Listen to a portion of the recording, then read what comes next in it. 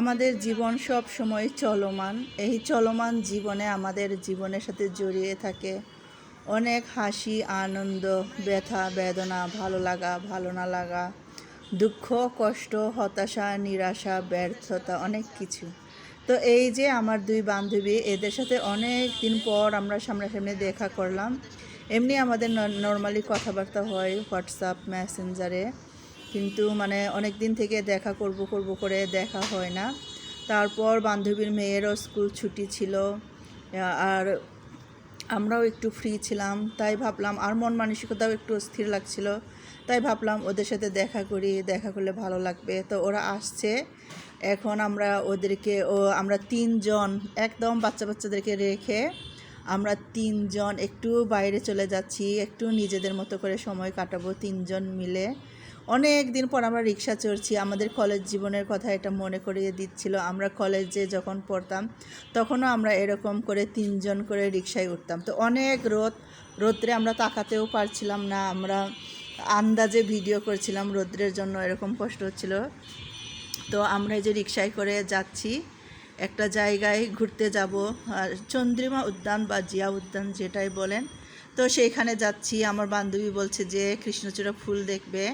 আমার বাসা কাছে, আমার তো দেখা হয়েছে। তো ও আসছে যখন, ওকে নিয়ে একটু আমরা নিরিবিলি সময়ও কাটাতে পারবো তিনজন মনের মতো করে। তো আমরা এই যে বিজয় সরণির এদিক থেকে হেঁটে হেঁটে যাচ্ছি চন্দ্রিমা উদ্যানের দিকে। এখানকার ভিউগুলো অনেক বেশি ভালো লাগছে, কারণ এই যে টাইমে আমরা বের হয়েছি একদম রাস্তা ফাঁকা ছিল, তাই আমরা অনেকগুলো ফটো সেশন করেছি।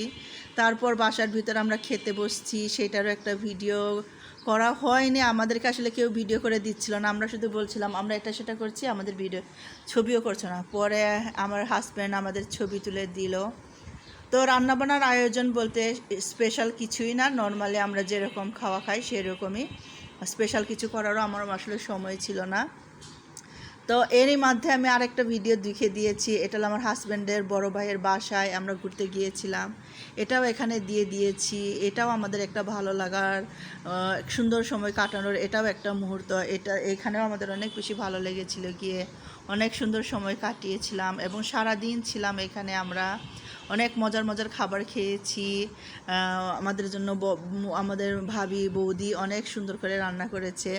তো আমরা খেয়ে দিয়ে অনেকক্ষণ ছিলাম, রাত পর্যন্ত। আবার রাতেও খেয়ে আসছি, এখানে বসে বসে ফল খাচ্ছিলাম, অনেকক্ষণ সোফায় বসে আড্ডা দিচ্ছিলাম। তারপর ওখান থেকে আবার আমরা ডাইনিংয়ে চলে আসছি, এইখানে চা টা খেয়ে ফল টল খেয়ে আবার এখানে আরেকটা আড্ডা চলছে। আমি একটু চুপি চুপি ভিডিও করছিলাম, ওদেরকে বুঝতে দিচ্ছিলাম না আমি যে ওদেরকে ভিডিও করছি। আর এইটা হলো আরেকটা ভালো লাগার স্মৃতি, এটা হলো আমরা যে গ্রামে গিয়েছিলাম, ডিসেম্বরের ভিডিও এইটা। তো সেটার একটা সুন্দর ফুটেজ ছিল। তারপরে যে চন্দ্রিমা উদ্যানে এসে আমরা টুপটাপ করে ছবি তুলেছি। আমি মনে হয় জীবনের প্রথম কানে কৃষ্ণচূড়ার ফুল দিয়েছি। তিনজন বসে আমরা অনেক আড্ডা দিয়েছি, হাসি আনন্দ করেছি, গান করেছি, আমাদের স্মৃতিচারণ করেছি এবং অন্যান্য যেসব বন্ধু বান্ধবী আমাদের সাথে অংশগ্রহণ করতে পারে নাই তাদেরকেও স্মরণ করেছি। তারপর আমাদের মেয়েরা, ওরা সুন্দর সময় কাটিয়েছে, ওদেরকেও লুকিয়ে লুকিয়ে একটু করে ছবি ভিডিও ফুটেজ নেওয়ার চেষ্টা করেছি।